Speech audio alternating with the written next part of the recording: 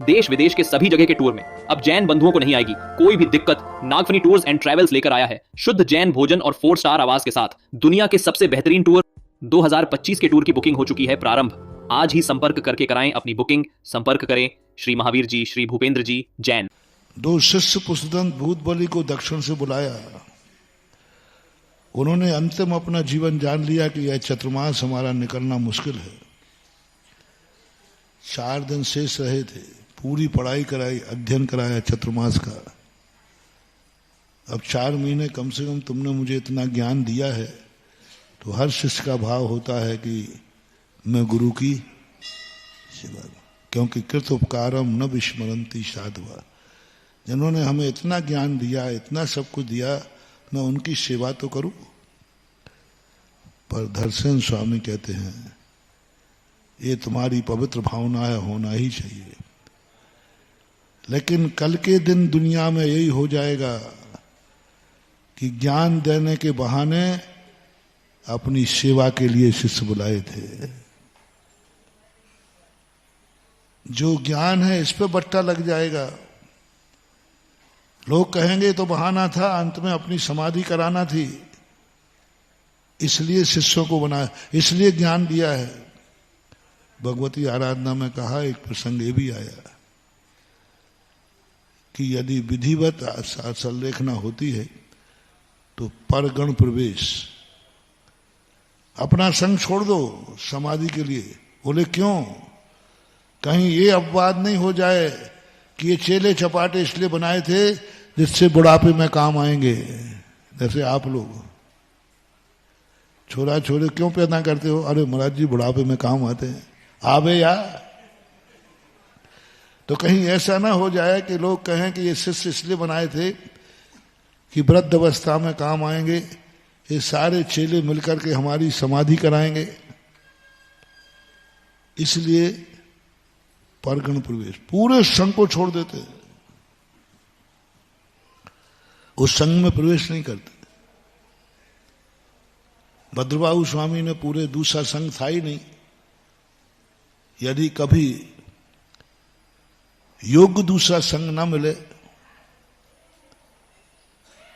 और दूसरे संघ तक नहीं पहुंच पाए तो समाधि के समय अच्छे साधु सारे शिष्यों को अपने पास से हटा देते हैं। भद्रबाहु स्वामी 24,000 शिष्य थे, 12,000 शिष्यों को लेकर दक्षिण गए। जब समाधि की बात आई तो मात्र एक शिष्य को अपने पास रखा, ओनली एक शिष्य। 12,000 शिष्यों को विहार करा दिया। अंतिम ना, सब शिष्य गड़गड़ाते रहे, गुरुदेव आपने शिक्षा दी है, दीक्षा दी है, कम से कम हमें अंतिम समाधि कराने का तो मौका, अंतिम दर्शन करने का तो मौका मिले। उन्होंने कहा नहीं, कहीं ये अपवाद न लग जाए श्रमण संस्कृति पर। जो मैंने निस्वार्थ तुम लोगों को तैयार किया है, धुनन शिल्प करस्पर्शान मूर्जा किम पेक्षते, पूज्यवर समंत्रबद्ध महाराज ने कहा। गुरु जब भी ज्ञान देता है उसका कोई निजी स्वार्थ नहीं रहता, उनका स्वार्थ यही है कि तुम्हारा कल्याण हो, उनका स्वार्थ यही है कि तुम ज्ञानी बनो। उनको कोई रिटर्न नहीं चाहिए, वो तो ज्ञान देना जानते हैं, लेना कुछ नहीं जानते। लोग ये कहेंगे कि सारे शिष्य शायद समाधि के लिए इकट्ठे किए हो, इसलिए अपवाद हो सकता है। तुम सब लोग, गुरु आज्ञा का आदेश है, यदि तुम लोगों के प्रति हमने कुछ उपकार किया है, तुम लोग मुझे गुरु मानते हो और जिंदगी भर मेरी आज्ञा मानी है, तो आज्ञा, अंतिम आज्ञा का भी पालन करो। तुम सब यहां से चले जाओ। मात्र एक शिष्य, 12,000 साधुओं में एक शिष्य अपने पास रखा, क्योंकि उस समय कोई दूसरा संघ था नहीं, दूसरे संघों की स्थितियां जाने लायक थी नहीं, उत्तर भारत में आने की स्थिति नहीं थी। मात्र एक शिष्य को रखा, चंद्रगुप्त को। और अकेले चंद्रगुप्त के सानिध्य में उन्होंने समाधि की, और वही अनुकरण पूज्य हमारे गुरुदेव आचार्य विद्यासागर महाराज ने। मैंने इस पर सोचा, हम लोगों ने भी कहा, खूब कहा कुंडल पर। मैंने कि आचार्य से जब हम लोग आए हैं और आपकी हालत तो देखो ये हो रही है, अब हम लोग विहार नहीं करेंगे। आपने हम लोग क्या नहीं दिया, आचार्य श्री ने क्या नहीं दिया। हम लोग तो बहुत छोटे छोटे थे। नमोकार मंत्र भी का यही पता नहीं है इसका अर्थ क्या है, कुछ नहीं जानते थे। दीक्षा हो गई, यही पता नहीं कि गुणस्थान क्या चीज है। आचार्य श्री ऐसे आशीर्वाद देते ना, सुबह ऐसे करते थे, शाम को, तो हम लोग क्या समझते थे, ये सुबह शाम के आशीर्वाद देने का पैटर्न है।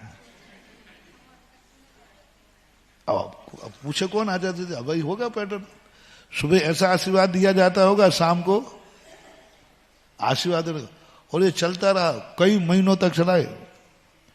हम लोगों को काय समाज ये काय सुर करते थे, 2 करते नहीं थे, और 4 भी नहीं करते थे, 1 करते थे बस। अब मालूम भी नहीं कि चाहिए ये काय के लिए दे रहे, आचार्य ने बताया है नहीं, और वो हम 1 कर, तो हम लोग सोचते थे अपना काम काय से जल्दी हो जाता है, आचार्य को कितना टाइम लग रहा है। तो हम लोग सोचते शायद कायस्वर करते करते आचार्य ध्यान में चले जाते होंगे। हमें क्या मालूम कि तुमने 9 बार पढ़ा, उनको 36 बार पढ़ना है। तो बस हम लोग कायस्वर करके बस बैठ जाते, हम क्षमा साहिब जल्दी हो जाता है। 1 कायस्वर में 4 में अंतर है कि नहीं, बैठ जाते। चलता रहा एक क्रम, किसी कुछ पूछने की कोई विकल्प नहीं आया। जब हटा में एक हटा है कुंडलपुर के पास, वहां से लौट करके मुक्तागिरी का चतुर्मास हो गया। अभी आशीर्वाद में चल रही है जिंदगी, किसी से पूछे नहीं। खजुराहो का पंचरणाक हो गया, लौट करके हटा आ रहे थे कुंडलपुर जाने के लिए। तो हटा में आचार्य ने कहा, देखो दिन में दोष ज्यादा लगते हैं, सुबह रात में कम, इसलिए हम दिन में 4 कायेश्वर देते हैं। कोई प्रतिकोण की चर्चा चली, सुबह 2 देते हैं। मैंने कहा ये तो मामला कुछ दूसरा ही है। तब आचार्य मैंने ये 2 काय के लिए बोलते हो, तो बोले ये तो 2 कायेश्वर देते हैं हम। तो हमने कहा हम तो समझ रहे थे आशीर्वाद देने का पैटर्न होगा, और करीबन ये चलता रहा होगा जनवरी से लेकर साल भर, मान लीजिए लगभग। अब इससे अंदाज लगाओ आचार्य ने हम लोगों को तैयार करने में कितनी मेहनत की होगी। छोटे छोटे 20-22 साल की उम्र में, 22 साल की उम्र से कितना आचार्य ने कितना पढ़ाया, कितना मेहनत की। दिन में 3-3, 4-4 बार पढ़ाते थे। सुबह से 5:30 से शुरू होते थे आचार्य भक्ति के बाद। तो सबका भाव है, आचार्य को याद भी दिलाई हमने सबने कि आपने क्या क्या किया, आपने ऐसा किया, आपने ऐसा किया, आपने ये किया। इसलिए अब हम लोगों का भी कोई कर्तव्य है कि अब अंत में हम लोग विहार नहीं करेंगे, क्योंकि आपकी वृद्ध अवस्था में है, हम लोग आपके काम के नहीं आए तो फिर क्या मतलब निकलता है, क्या मतलब निकलता है। तो आचार्य जी कहते हैं कि अच्छा हमने तुम लोगों को तैयार अपने बुढ़ापे की सेवा कराने के लिए किया है, लगता है हमारी जिंदगी भर की मेहनत को पानी फेरना चाहते हो। यदि यह उद्देश्य जो तुम्हारा, हमने ये आपका नहीं हम लोगों का उद्देश्य है, तो बोले नहीं, यह उद्देश्य तुम्हारा जो है वो ठीक है, पर मेरा उद्देश्य है, मैंने इसलिए तैयार नहीं किए हैं कि तुम वृद्ध अवस्था में सब काम आओगे। ये परिग्रह हो जाएगा। फिर एक गृहस्थ में और साधु में, एक बाप में और एक आचार्य में क्या अंतर रहा। एक गृहस्थ भी यही सोचता है कि ये बेटा बुढ़ापे में काम आएंगे, जब हमारा कोई नहीं होगा तो बेटा काम आएगा, यही वो सोच रहे हैं। और यही आज गुरु सोच रहा है, तो दोनों में फिर अंतर क्या रहा। ये तो मोह हो गया, परिग्रह हो गया। बेटा और शिष्य, बेटा परिग्रह है तो शिष्य भी परिग्रह है। नहीं, मैं परगण में प्रवेश कर पाऊं या न कर पाऊं, लेकिन संघ के साधुओं के पूरे संघ में तो नहीं। अभी तक आज्ञा मानी है, ये अंतिम आज्ञा है कि तुम लोग यहां से बिहार करो। तो मैंने फिर सोचा, अब दिमाग तो चलता ही, थोड़ा खोपड़ी तो है, ऐसी बात नहीं है, कि आखिर ये कौन से, कैसे ये घटित करे। समाधि के लिए तो परगण में प्रवेश करो, दूसरे संघ में जाने की बात कही। फिर एक मुझे भद्रबाहु स्वामी का याद आया। भद्रबाहु चरित्र मैंने पढ़ा था, उसमें जब परिस्थितियां ऐसी हों कि दूसरा संघ अपने समाधि के योग्य न बने, क्योंकि सभी संघों में समाधि नहीं ली जाती। हमारी साधना कहाँ बनेगी, हमारा आचार विचार कहाँ पलेगा। मान लो ऐसा संघ पड़ गया जो छपक के आचार विचारों से प्रतिकूल है, तो अब उनकी आज्ञा नहीं मानेंगे तो आफत, और मानेंगे तो आचार विचार भिन्न है।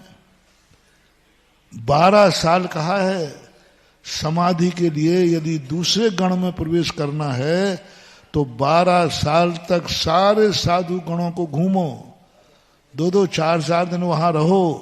फिर उनमें से जो साधु संघ तुम्हारे आचार विचारों से मेल खावे, तुम्हारी परंपरा से मेल खावे, उनके चरणों में जाकर समाधि लेने की बात कही। और यदि ये नहीं होवे तो मान लो कोई गण अनुकूल ना मिले, कोई संघ अनुकूल ना मिले, या वहां पहुंचना संभव, तो फिर भद्रबाहु स्वामी चरित्र में ये बात कही कि भद्रबाहु स्वामी ने कहा, नहीं, हम सारे संघों को विहार करते, एक शिष्य रखते। और वही भद्रबाहु स्वामी का अनुकरण,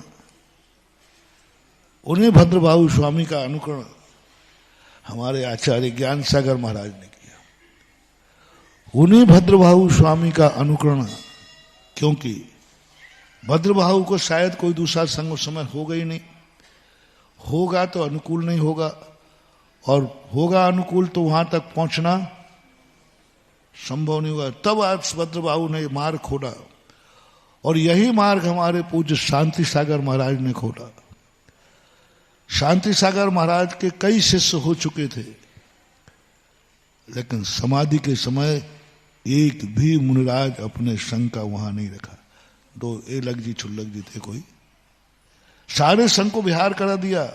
एक आध कोई जिनसे कोई राग मोह या कोई ऐसा अपवाद नहीं हो। शांति सागर महाराज की समाधि हुई, उनका संघ उनके पास नहीं था। चाहते तो बुला सकते थे, आ सकता था संघ, क्योंकि बहुत लंबी समाधि चली उनकी, तो बहुत काफी समय पहले उन्होंने व्यवस्थित करके और एक संलेखना ली थी। चाहते तो वो बुला सकते थे,